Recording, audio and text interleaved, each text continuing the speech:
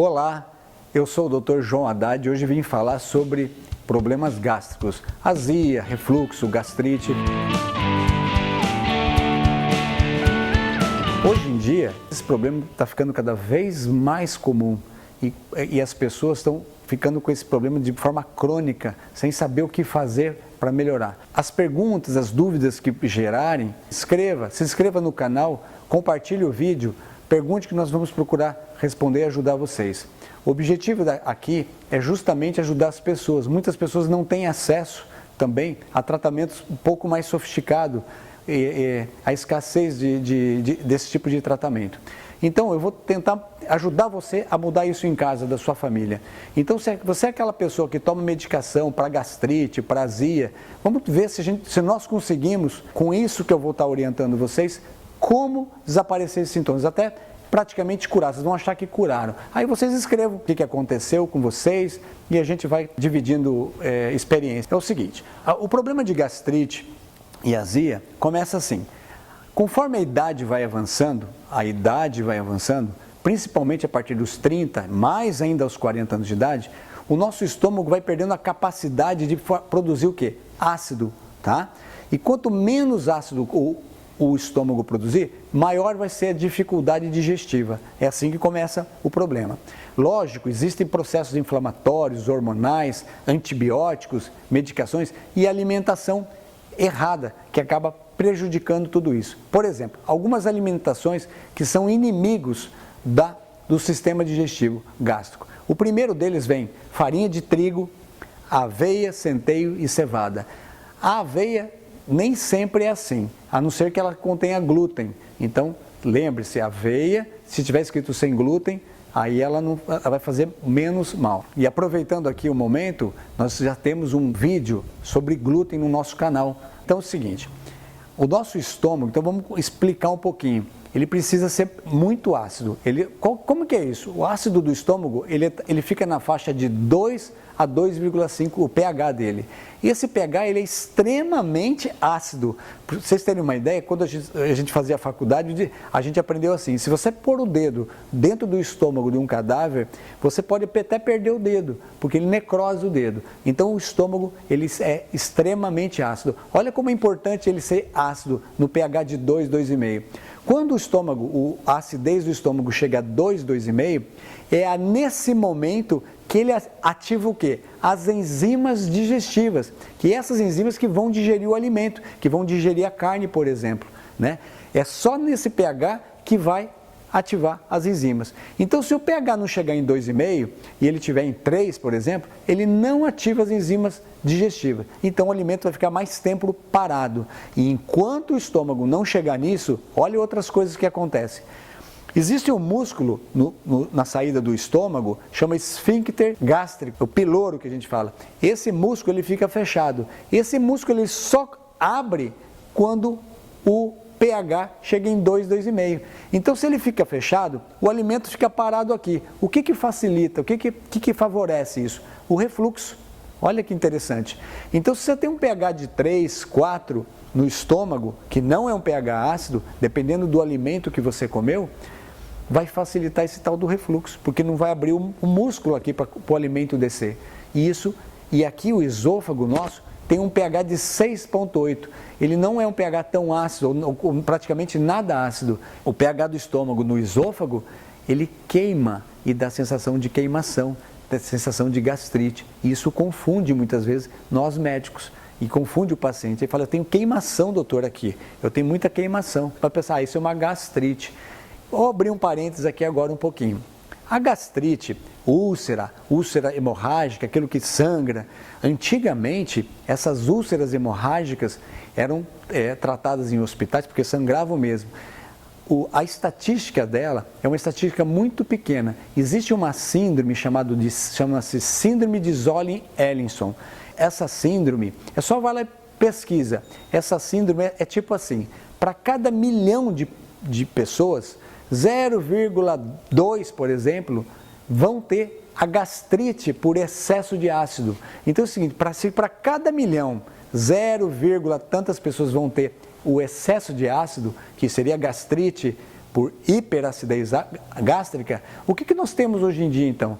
É óbvio que a maioria das pessoas não tem excesso de ácido e, pelo contrário, tem a falta de ácido. Os alimentos que favorecem isso, por exemplo, que prejudicam, como eu estava falando, farinha de trigo, centeio, aveia, cevada, leite e derivados do leite. Olha que interessante.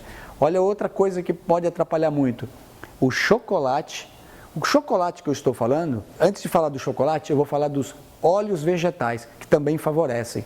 E o chocolate que nós estamos falando aqui agora também prejudica, principalmente esses chocolates de hoje em dia, que eles são feitos com açúcar, né? Açúcar refinado, e são feitos com óleos vegetais. Na verdade, você está comendo uma barra de chocolate que muitas vezes não é chocolate. Chocolate, ele tem que ter cacau.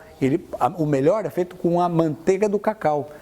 Depois de um período de tempo, eles passaram a usar leite para baratear, e hoje eles usam o óleo vegetal. Então você está comendo um chocolate, e o que o chocolate faz nesse caso? O óleo vegetal que é inimigo, o açúcar, olha lá, ele relaxa o músculo do esôfago. Então entre o esôfago e o estômago existe um músculo, esfíncter esofagiano inferior, e ele relaxa. Se ele relaxa, facilita o tal do refluxo. Então cafeína, por exemplo, pode fazer isso. Por isso o médico orienta vocês, olha, não como chocolate, não tomo cafeína, leite, derivados do leite e outros alimentos que relaxam a musculatura do esfíncter. Então evita esses alimentos. Então, olha lá, pão, macarrão é inimigo, leite e derivados do leite é inimigo, né? Óleos vegetais é inimigo. Cafeína, café, para quem tem esse problema, ainda não está indicado. Então, cafeína, e isso aí relaxa o músculo de cima.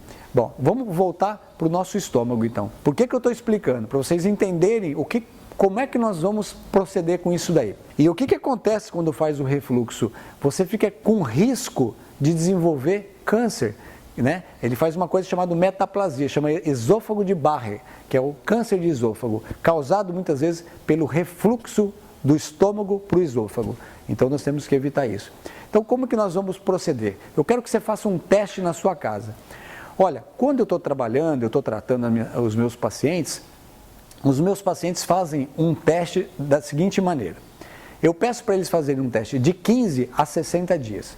Muitos pacientes com 15 dias mudam da água para o vinho a sua digestão. Doutor, sumiu minha gastrite, sumiu meu refluxo, minha digestão é outra, eu não tenho mais estufamento, azia. Então, vamos ver o que vocês vão fazer. Vou ensiná-los a vocês. Primeira coisa, quando comer, almoçar, não beba. Quando comer, não beba. E quando beber, não coma. Quando eu como, eu não devo beber nada, nenhum tipo de líquido. Então eu tomo líquido até 15, 20 ou 30 minutos antes da refeição. Eu estou com sede? Toma antes, espera 15 minutos e vai almoçar. Tire aqueles alimentos que eu falei, certo? E aí o que você faz 10 ou 15 minutos antes da refeição? Então o que eu vou indicar é 15 minutos antes da refeição. É o seguinte, você experimenta uma rodela de abacaxi, come 15 minutos antes, ou meia laranja, corta e come em pedaço. É assim que vai fazer. E a salada tempera com aceto balsâmico ou vinagre de vinho. É aquele vinagre de vinho. O mais baratinho que tiver no supermercado, aquele vinagre de vinho, pode ser aquele. Não precisa ser só aceto balsâmico, com cheiro. É só isso. Tempera. Ah, doutor João Haddad, posso pôr limão também? Pode pôr limão também, mas não é o limão. A base não é o limão. É o vinagre de vinho. Não é vinagre de maçã que eu estou indicando aqui agora. É o vinagre de vinho. Então sempre comer aquela saladinha antes da refeição. Olha um outro detalhe. Se esquecer, come junto. Come lá, em pedaço. Abacaxi, laranja e tempera a salada lá e come junto com ela. Mas se esquecer, depois do almoço, também pode. Mas o ideal é antes da refeição. Por quê? Nós queremos ativar teu sistema gástrico, tua acidez gástrica. Porque agora você vai comer. Agora você precisa de ácido. Nessa hora você precisa de ácido para digerir o alimento. Certo? Se não digerir a carne, por exemplo, tiver dificuldade, vai ter todas as consequências da deficiência da vitamina B12, certo? Um exemplo. Olha lá outra coisa. Você faz esse teste, então, por 30 a 60 dias. E depois você conta, você vai compartilhando. Às vezes com uma semana, 10 dias, 20 dias, você já vai estar escrevendo lá pra gente. Você vai compartilhar com a gente. Olha, doutor João Haddad, eu fiz, desapareceu, melhorou e muito. Lembrando, quanto mais crônico você tem, mais problemas você tem, mais vai dar dificuldade. Muitas pessoas tomam um tal de Prazol da vida. Alguns, inclusive, até parece que saiu de linha já o Omeprazol. Lembrando que essa medicação não trata a causa do problema. Esses omeprazóis da vida, eles têm um efeito no corpo, assim, ele faz um efeito, ele tira a acidez do estômago. Se ele tira a acidez do estômago, ele dificulta mais a digestão. Então, quando você está tomando um prazol da vida, um pantoprazol, omeprazol, um prazol da vida, o que, que ele faz? Ele anestesia o estômago e ele tira a acidez. Se ele tira a acidez, o que, que acontece? Fica mais tempo o alimento aqui e o pH fica na faixa de 4, 5, 3,5. O que, que acontece? Ele sobe e continua queimando. Por isso, o omeprazol está ligado a alguns sintomas. Que tipo de sintoma? Apagão de memória. A mulher chega no supermercado, estaciona o carro, depois não sabe onde é que ela colocou o carro, não sabe onde deixou a chave em casa, e assim vai. Atrapalha a memória, dá apagão de memória, dá demência. Foi por isso que foi suspendido o omeprazol no Brasil. Mas existem mais outras marcas por aí liberadas ainda, né? E ainda está no nosso sistema de saúde liberado para as pessoas. O que, que ele mais faz? Ele machuca o testículo do homem, né? Ele mata o testículo do homem, ele mata a tireoide, ele machuca a tireoide da mulher, machuca o ovário da mulher, ele faz dores musculares de membros inferiores, leva a quadro depressivo. É simples, olha como é simples. Digita no Dr. Google, nós temos o Dr. Google hoje, né? Digita lá, omeprazol e câncer de esôfago. Olha lá, já falei mais um. Omeprazol e câncer de estômago. E tem mais um detalhe, ele faz uma lesão irreversível no estômago. Ela é irreversível, com dificuldade muito grande de nós restaurarmos essa lesão que foi feita no estômago dessa pessoa. Evitem isso. Como é que eu posso fazer então, doutor? Eu levanto de manhã, eu tenho azia, eu tenho uma queimação de manhã, água com limão. Lembre, gente, o limão aqui fora ele é ácido. Quando você mistura com a água e você toma em jejum, ele serve como... a gente não faz isso quando nós estamos de ressaca, ele faz o efeito antiácido. Ele faz um efeito do omeprazol, mais ou menos isso para vocês entenderem. Então, toda vez que você estiver em jejum, água com limão. Ó, é 3, 4 horas da tarde, 4:30 da tarde, eu almocei às 3, 4, 5 horas da tarde, eu estou em jejum, está me queimando, está me dando azia, está me incomodando. Água com limão. Você está em jejum? Água com limão. O que mais? Mastigar semente de mamão, boldo, né? O chá de boldo, espinheira santa ajuda. Temos outras opções aí para nós trabalharmos o estômago. A babosa, né? Famosa babosa aí, que temos empresas vendendo aí produtos da babosa que fazem bem e fazem ajudar a cicatrização, restaurar a cicatrização do corpo. Outra coisa digestiva é o seguinte, existe uma bactéria chamada Helicobacter pylori. Quando a gente faz lá aquela endoscopia, aparece no laudo lá, presença de Helicobacter pylori. E aí vem muitos tratamentos baseados em medicações, em venenos, né? Vamos dizer assim, olha, o que que acontece?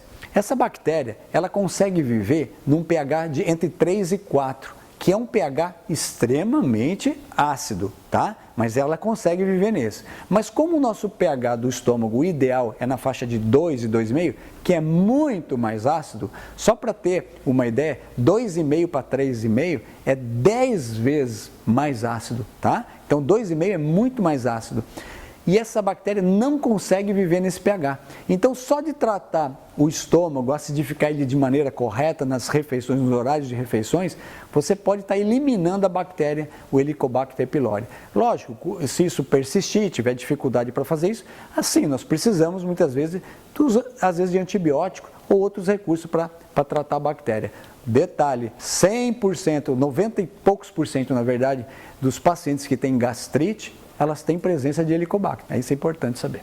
Tá? Se tiver dúvidas, pergunte aí, se inscreva no nosso canal, compartilhe isso com as pessoas que você ama, as pessoas que estão sofrendo, estão tomando essas medicações. Lembra aí, ó, uma medicação dessa, um omeprazol da vida, ele faz apagão de memória, ele faz demência. Olha, ele aumenta o risco de cânceres, câncer de estômago, de esôfago, machuca os ovários da mulher. Atrapalha mais nas produções dos hormônios, ela machuca a tireoide, esse reflexo acaba fazendo um hipotireoidismo, a mulher começa a ganhar peso, o homem começa a ganhar peso, o corpo vai ficando frio. A tireoide, ela faz o quê? O controle da temperatura do corpo. O câncer adora corpo frio. Você vai pegar, coloca a mão num paciente que está com câncer terminal, ele está frio. É isso, tem que entender. Então, por isso favorece cânceres, inclusive da parte feminina. Se machuca o ovário, aumenta o risco de câncer de útero e de mama, porque machuca o ovário e não trabalha como devia. Faça um teste em casa então, da parte digestiva, lembra do teu abacaxi, lembra da laranja, o aceto balsâmico, o vinagre de vinho, coma antes das refeições, quando beber não coma, quando comer não beba, é assim que tem que fazer, tá? E de manhã é bom, doutor, suco verde? Lógico que é bom o suco verde. Água com limão? Dia inteiro, mas de preferência sempre em jejum e longe das refeições. E tire aqueles alimentos ruins que eu falei lá no início. Se você quiser acompanhar mais, saber mais sobre isso aí, você vai entrar lá no nosso canal, nosso site, drjoahaddad.com.br. Eu agradeço quem tem acompanhado o nosso vídeo. Eu sou o Dr. João Haddad e dúvidas, estou aí para responder e até o próximo vídeo.